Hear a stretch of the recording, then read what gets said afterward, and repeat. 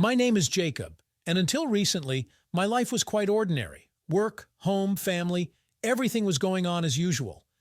But my main passion has always been books. I could spend hours in bookstores and libraries, searching for rare editions and immersing myself in captivating stories. One day I saw an ad for a sale of old books at our local library. They were making room for new arrivals, and decided to get rid of part of their collection. For me, it was a unique opportunity to add to my home library and possibly find some real treasures. I immediately thought of Linda, my mother-in-law. She shared my love of books and was always happy to talk about literature. Despite the fact that we were connected through my wife, we had developed a warm and friendly relationship. I decided to invite her to join me on this book hunt. "Linda, have you heard about the sale at the library?" I asked when we met at a family dinner. "Yes, I saw the ad. It sounds very tempting," she replied with a twinkle in her eye. "What do you say, would you like to keep me company? Together we can find more interesting specimens." "I'd love to, Jacob. Let's meet at the library entrance on the day of the sale." "Great idea, it's a deal." We arranged to meet, and I eagerly waited for the appointed day.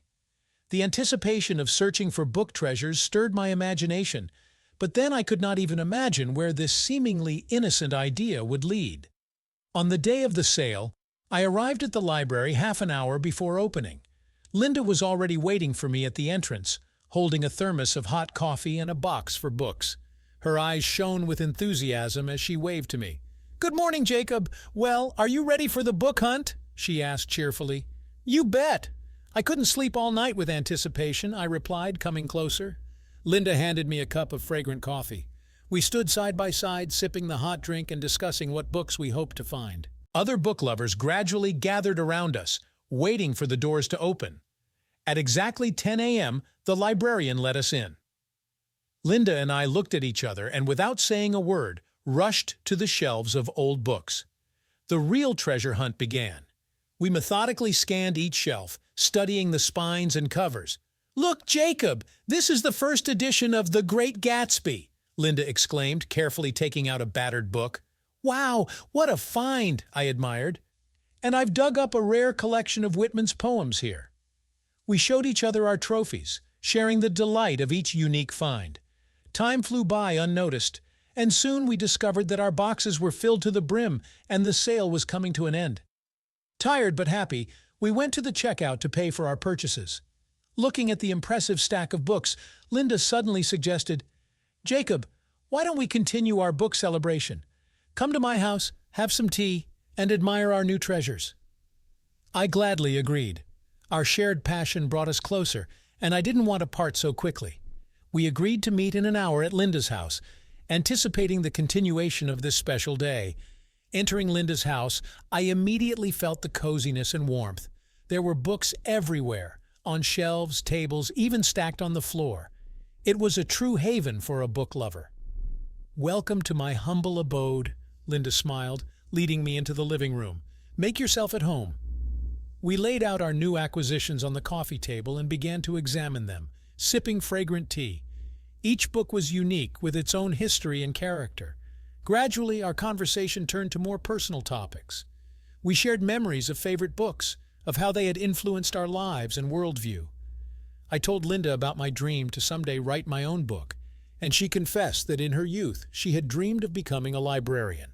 Word by word, we opened up to each other more and more. It turned out that we had much more in common than just a love of literature.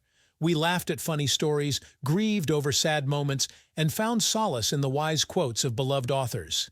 We didn't notice how dusk fell outside the window. Linda turned on a cozy floor lamp, and the room was filled with soft light.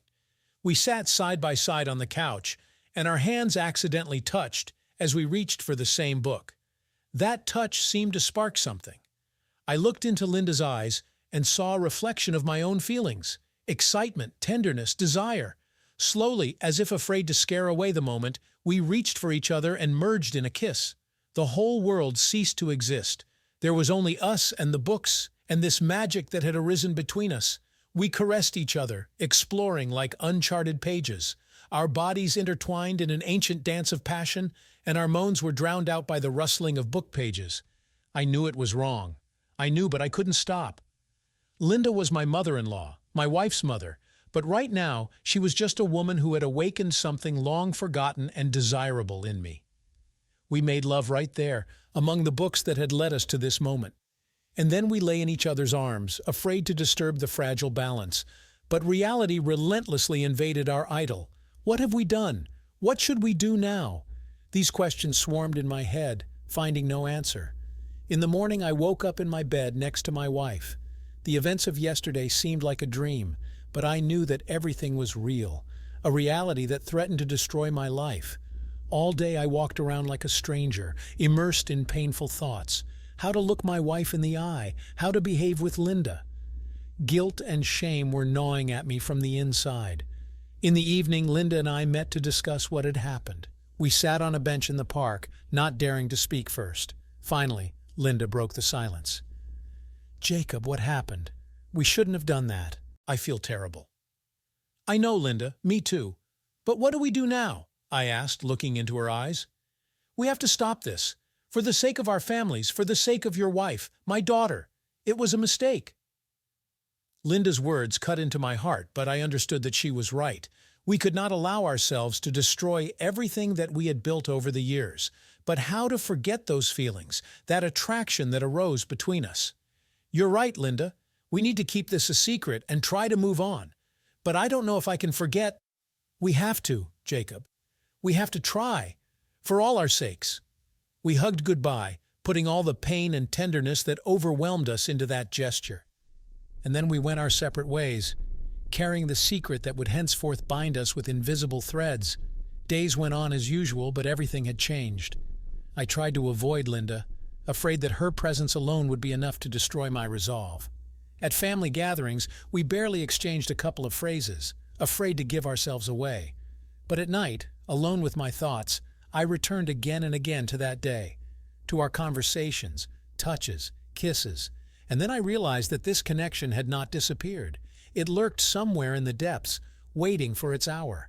I prayed that I would have the strength to stay away from Linda, that our secret would remain buried in the past. But some part of me longed to experience that passion, that unity of souls again. And this inner struggle tore me apart. Weeks passed, but my inner turmoil only grew. I tried with all my might to be a good husband, to spend more time with my wife. But my thoughts kept returning to Linda. One day, when I stayed late at work, my wife, Sarah, called me with an unexpected request. "Jacob, could you stop by my mom's and pick up some documents from her? She's a bit under the weather today and can't bring them herself." Everything inside me went cold. To meet Linda alone, in her house, after everything that had happened between us, it seemed unthinkable. But I couldn't refuse without arousing suspicion either. "Of course, honey," I forced out. "I'll stop by on my way home." The whole way to Linda's house, I was restless. My heart was pounding like crazy. My palms were sweating. I feared this meeting, but some part of me anticipated it with a secret thrill. Linda opened the door, pale and haggard. We looked at each other in silence, not knowing what to say. Finally, she stepped aside, letting me into the house. I entered the living room and froze. On the coffee table lay the very book we had been reading on the day of our intimacy. The memories came flooding back with renewed force, and I felt a familiar flame ignite in my chest. "Why are you doing this, Linda?" I asked, trying to keep my voice steady. "We had an agreement."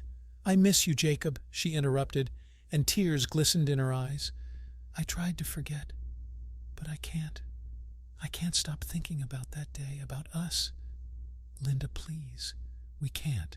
It's wrong. And what's right? Living a lie? Denying our feelings? I'm tired of pretending, Jacob." She came right up to me and put her hands on my chest. A shiver ran through my body at her touch. I wanted to push her away, to leave, but I couldn't. Instead, I hugged her and held her close, inhaling the familiar scent. Our lips met in a passionate, desperate kiss. We clung to each other like drowning people, afraid that this moment would simply disappear. But our solitude was suddenly interrupted by the sound of the door opening. We pulled away from each other, but it was too late. Sarah, my wife, stood on the threshold with a look of shock and pain on her face. "What the hell is going on here?" she asked in a trembling voice. I opened my mouth, trying to find the words, but what could I say? All excuses sounded pathetic and unconvincing. Linda stood beside me, pale and stunned. "Sarah, I began, but she didn't let me finish. "How could you, Jacob? With my own mother! How long has this been going on between you?" Her voice broke into a scream. "It's not what you think, baby." Linda tried to intervene, but Sarah wasn't listening. "Don't you dare call me baby! You're no longer my mother, and you—" She turned to me, and rage flared in her eyes. "I don't even want to see you. Get out of our house." I stood there shocked, not knowing what to do. My life was falling apart right before my eyes, and I was powerless to stop it. Sarah turned around and walked out, slamming the door. An oppressive silence hung in the room. "My God, Jacob, what have we done?" Linda whispered, covering her face with her hands. I didn't know what to say. It had all happened so quickly, so terribly. Was our momentary weakness worth this? Worth the family, the trust, everything I had built over the years? I left Linda's house in a daze. The world around me seemed alien and hostile. Where to go? What to do next? I couldn't imagine my life without Sarah, without the familiar routine, but I couldn't give up my feelings for Linda either. The following days turned into hell. Sarah filed for divorce, not even wanting to talk to me. I moved into a hotel, feeling empty and lost. Linda called me, tried to support me, but her voice only intensified my pain. Our secret was out, but it didn't make things any easier. We both carried the burden of guilt and the consequences of our choice. I didn't know how to live on, how to atone for my mistake. Could I hope for forgiveness? And was my feeling for Linda true love or just a flash of forbidden passion? I stood at a crossroads, and each road led to uncertainty.